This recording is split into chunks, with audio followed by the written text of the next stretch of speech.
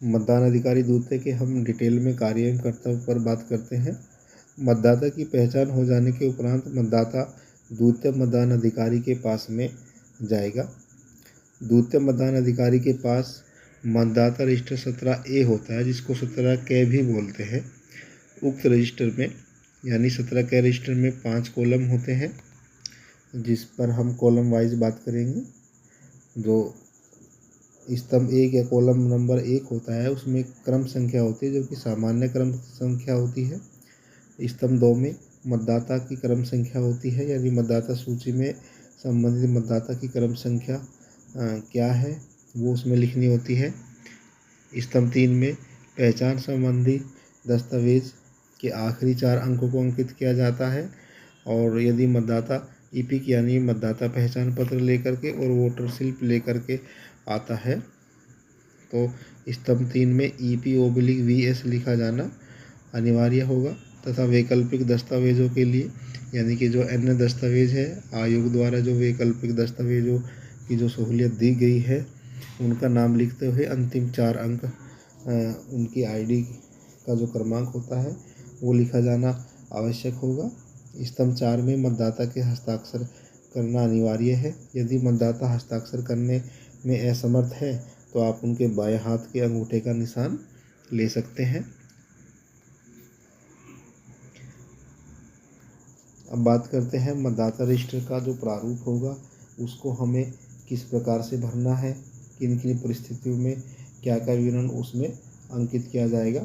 मतदाता अधिकारी द्वितीय मतदान अधिकारी को 17K रजिस्टर के बारे में गहराई से अध्ययन कर लेना चाहिए, क्योंकि 17K का जो रजिस्टर होता है उसका प्रभारी द्वितीय मतदान अधिकारी ही होता है।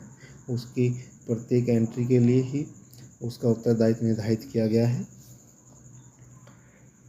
तो कॉलम संख्या 1 में रजिस्टर की क्रम संख्या यानी उस रजिस्टर में जो मतदाता आए हैं उनकी सामान्य क्रम संख्या होगी। कॉलम संख्या 2 में मतदाता का नाम मतदाता सूची में किस क्रमांक पर है लिखा जाएगा, यानी कि जो मतदाता सूची होती है उसमें संबंधित मतदाता का सीरियल नंबर क्या है वो कॉलम नंबर 2 में लिखा जाएगा। कॉलम संख्या 3 में मतदाता द्वारा पहचान के रूप में यदि ईपिक का प्रयोग किया गया है यानी मतदाता पहचान पत्र का प्रयोग किया गया है तो केवल EP लिखा जाएगा। और अन्य 11 विकल्पों में से अगर किसी विकल्प का प्रयोग करने पर, जैसे कि आधार कार्ड, पैन कार्ड या बैंक की पासबुक या डाकघर की पासबुक आदि जो विकल्प निर्धारित हैं उनका प्रयोग करने पर उस विकल्प का नाम एवं उस पर अंकित नंबर का अंतिम 4 डिजिट उल्लेख करना अनिवार्य है। यदि नंबर 4 डिजिट का नहीं है तो आप उसके पहले 0 लगा करके उसको 4 डिजिट का बना सकते हैं। अब बहुत ही विशेष चर्चा हम करेंगे कि विभिन्न जो परिस्थितियां होती हैं उसमें 17K रजिस्टर में क्या क्या एंट्री मतदान अधिकारी द्वितीय के द्वारा की जानी है, इस वीडियो में हम जानेंगे। तो यहाँ पर कॉलम वाइज परिस्थितियाँ दी गई है, यहाँ पर एंट्री भी दिखाई गई है।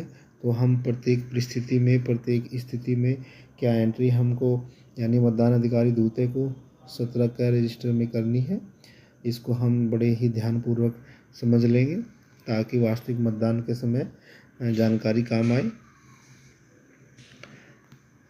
तो यहाँ पर जो कॉलम नंबर 1 में है एक परिस्थिति दी गई है कि पहचान के रूप में ईपिक का प्रयोग करने पर यदि मतदाता वोट डालने के लिए आता है और पहचान के रूप में अपना मतदाता पहचान पत्र प्रयोग करता है तो उसकी एंट्री हम किस प्रकार करेंगे। तो यहाँ पर कॉलम नंबर 2 में दिया गया है मतदाता सूची में मतदाता की जो क्रम संख्या होगी वो हमको लिखनी होगी। कॉलम नंबर 3 जो दिया गया है यानी निर्वाचक के द्वारा अपनी पहचान के सबूत में प्रस्तुत दस्तावेज का ब्यौरा हमको यहाँ पर दिखाना है, तो उसने ईपिक का प्रयोग किया है तो EP कर देंगे। और कॉलम नंबर 4 में निर्वाचक के हस्ताक्षर या अंगूठे का निशान यानी मतदाता का हस्ताक्षर यहाँ पर लिया जाएगा। अगर वह हस्ताक्षर करने में असमर्थ है तो आप उसके अंगूठे का निशान भी ले सकते हैं। तो कॉलम नंबर 5 में यहाँ पर कोई टिप्पणी नहीं करनी है। अब बात करते हैं सेकंड परिस्थिति की। सेकंड परिस्थिति यहाँ पर दी गई है, पहचान के रूप में ईपिक के अतिरिक्त अन्य दस्तावेज का प्रयोग करना। यानी कि मतदाता पहचान पत्र के अलावा अन्य जो विकल्प है या पहचान पत्र है वे लेकर के आता है, जैसे कि पैन कार्ड, आधार कार्ड आदि। तो दूसरे कॉलम में मतदाता सूची का जो क्रमांक है मतदाता का वो यहाँ पर अंकित किया जाएगा। विकल्प का नाम, यानी कि जैसे कि हम ऊपर हमने ईपी यूज़ किया था, तो यहाँ पर हम अगर कोई आधार कार्ड या पैन कार्ड यूज़ कर रहा तो हम पैन कार्ड लिख करके उसके अंतिम 4 अंक यहाँ पर अंकित करेंगे। आधार कार्ड है तो आधार लिख करके जो अंतिम 4 अंक है आधार कार्ड के वो यहाँ पर अंकित किया जाएगा। और उसी प्रकार सामान्य प्रक्रिया के अंतर्गत मतदाता का हस्ताक्षर या अंगूठा लिया जाएगा और कॉलम नंबर 5 में कोई भी अभियुक्ति नहीं लिखी जाएगी। अब बात करते हैं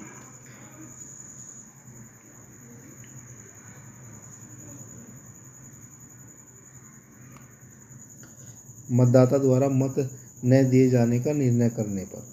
अब ये स्थिति यहाँ पर आ सकती है कि मतदाता द्वारा मत न दिए जाने का निर्णय लिया गया है, यानी कि उसकी एंट्री प्रथम मतदान अधिकारी के पास में भी हो गई है और साथ ही द्वितीय मतदान अधिकारी के रजिस्टर में भी एंट्री हो गई है। तो ऐसी स्थिति में क्या एंट्री मतदान अधिकारी द्वितीय करनी है वो यहाँ पर हम देखेंगे।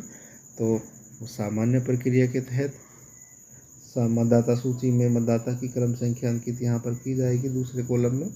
तीसरे कॉलम में प्रस्तुत दस्तावेज का नाम व अंतिम के 4 डिजिट या ईपी जो भी स्थिति होगी यहाँ पर अंकित की जाएगी। मतदाता का हस्ताक्षर या अंगूठा लिया जाएगा। अब 5 नंबर का जो कॉलम है अभियुक्ति का, वहाँ पर विशेष नोट यहाँ पर द्वितीय मतदान अधिकारी को लिखना होगा। मतदाता द्वारा मत रिकॉर्ड न करने का निश्चय किया गया, मतदाता का हस्ताक्षर एवं अंगूठे का निशान यहाँ पर लिया जाएगा।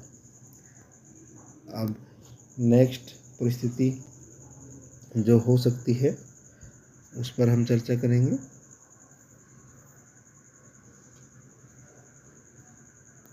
नेक्स्ट परिस्थिति यहाँ पर है जैसे मतदाता द्वारा मतदान प्रक्रिया भंग करना, यानी कि जो नियम होते हैं तो पारदर्शिता होती है, वो पारदर्शिता भंग कर रहा है, अपनी वोट दिखा करके वह डालना चाह रहा है या किसी को उत्तेजित कर रहा है, यानी कि जो भी मतदान प्रक्रिया होती है उसको वह भंग कर रहा है। तो ऐसी स्थिति में मतदान अधिकारी द्वितीय द्वारा क्या विवरण अंकित किया जाएगा उसको हम देखेंगे।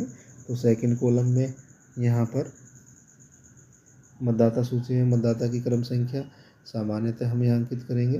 प्रस्तुत जो दस्तावेज होगा उसका विवरण और लास्ट के 4 अंक यहाँ पर लिखेंगे। मतदाता का हस्ताक्षर यहाँ पर होगा और अंत में मतदाता द्वारा मतदान प्रक्रिया भंग किया गया, पीठासीन अधिकारी का भी हस्ताक्षर यहाँ पर लिया जाएगा।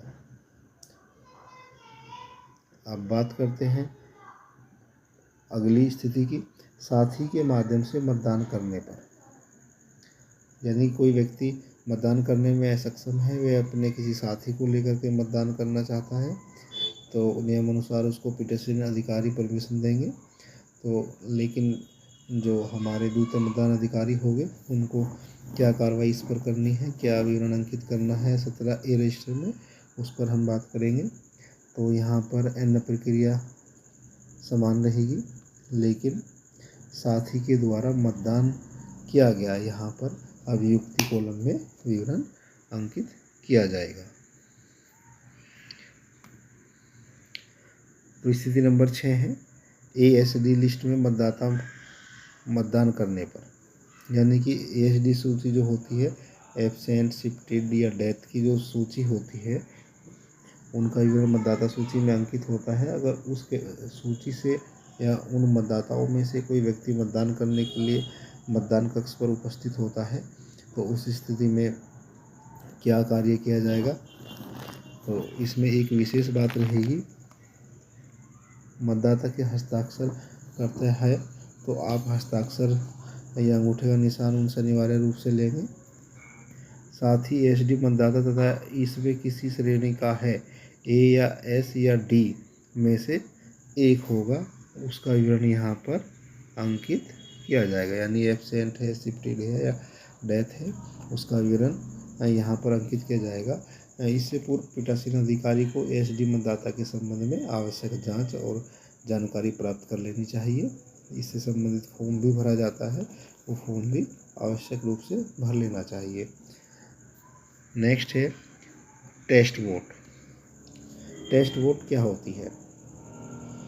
टेस्ट वोट, अगर कोई मतदाता अपनी वोट डाल रहा है और वीवीपैट में उसकी वोट से अलग चिन्ह की पर्ची जारी होती है और वो इस पर आक्षेप करता है, मतदान अधिकारी को शिकायत करता है, पीठासीन अधिकारी को शिकायत करता है, तो उससे संबंधित एक आवश्यक फॉर्म भरा जाएगा और जो हमारे एजेंट होंगे एजेंट की उपस्थिति में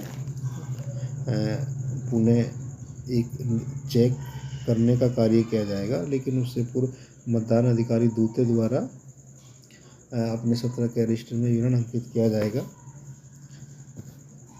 जहाँ पर कॉलम नंबर 2, 3 तथा 4 में सामान्य प्रक्रिया रहेगी। कॉलम नंबर 5 में टेस्ट वोट का जो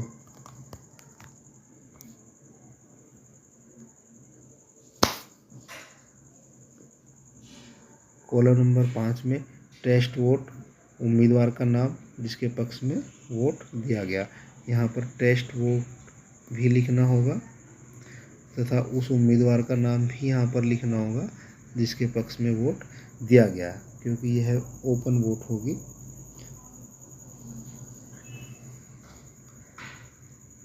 नेक्स्ट परिस्थिति है प्रॉक्सी वोट की। प्रॉक्सी मतदाता सूची में मतदाता की क्रम संख्या यहाँ पर अंकित की जाएगी। प्रस्तुत दस्तावेज का नाम या अंतिम के 4 डिजिट यहाँ पर अंकित होंगे। मतदाता का हस्ताक्षर अंगूठे का निशान लिया जाएगा और प्रॉक्सी के द्वारा यहाँ पर मतदान किया गया वो विवरण यहाँ पर अंकित किया जाएगा। मतदाता के अंगूठे के निशान में बाएं हाथ के अंगूठे का प्रयोग किया जाएगा। अब बात करते हैं सत्र के रजिस्टर के अलावा अन्य जो उत्तरदायित्व है मतदान अधिकारी दूते के, वे क्या क्या हो गए। दूते मतदान अधिकारी मतदाता की बाईं तर्जनी पर अमिट शाही इस प्रकार से लगाएगा कि शाही का भाग त्वचा और नाखून की जड़ों के बीच रहेगा। अमिट शाही लगने के पश्चात द्वितीय मतदान अधिकारी उस निर्वाचक के लिए मतदाता पर्ची जारी करेगा तथा वह मतदाता उस पर्ची को कंट्रोल यूनिट प्रभारी को देगा, यानी कि मतदान अधिकारी जो तृतीय होगा उसको वह पर्ची ले जा कर के देगा। कंट्रोल यूनिट प्रभारी मतदाता से मतदाता पर्ची लेकर मतदाता को मतदान कक्ष की ओर जाने की अनुमति देगा, उसका मार्गदर्शन करेगा। उक्त मतदाता पर्ची को सावधानीपूर्वक सुरक्षित किया जाएगा। यहाँ पर एक पिक्चर दी गई है कि मतदाता की जो तर्जनी है उस पर किस प्रकार से अमिट शाही लगानी है पिटा से मतदान अधिकारी दूते द्वारा। तो कुछ भाग नाखून पर है और कुछ भाग स्किन पर है और बाएं हाथ की तर्जनी पर यहाँ यह अमिट शाही लगाई गई है।